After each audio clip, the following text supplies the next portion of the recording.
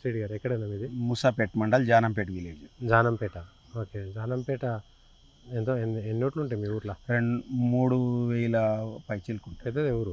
పెద్దది. ఊరు. 4 బూతులు ఉన్నాయి. 4 బూతులు ఉన్నాయి. ఓకే, పెద్దదే. ఏం చేస్తుంటారు? మీరేం చేస్తుంటారా?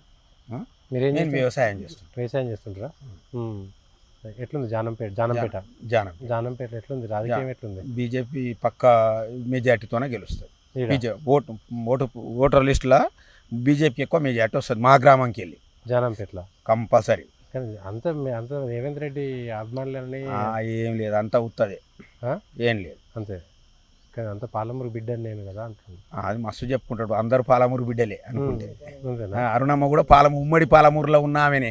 ఇప్పుడు గద్వాల డిస్టిక్ అలాగైంది, కానీ ఉన్నప్పుడు ఉమ్మడిలో ఉన్నది కదా. అరుణమ్మ కూడా ఉమ్మడి పాలమూరు బిడ్డనే కదా.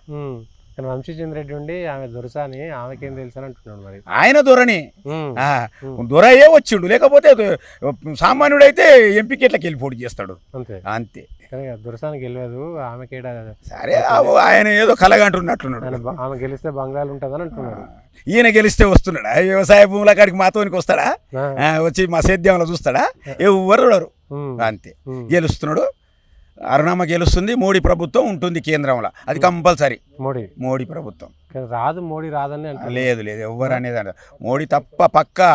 ఈసారి 400 సీట్ల మెజార్టీ పైకి చిలుకుతోన మోడీ ప్రభుత్వం చేస్తుంది. ఢిల్లీ ప్రభుత్వం వస్తుంది. కానీ మీ పాలమూరులో మాత్రం కాంగ్రెస్ గెలుస్తుంది. ఏం లేదు, అరుణమ్మనే గెలుస్తుంది, బీజేపీ గెలుస్తుంది. మొన్న కేసీఆర్ లో మరి మస్తు మంది జనాలు వచ్చారు కదా. కేసీఆర్ వస్తారు, జనాలకే ఉంది. ఆడికంటే ఆడికొస్తారు జనాలదే. అదే జనాలు వచ్చిండ్రు, గెలుస్తుంది అనేది ఏం లేదు.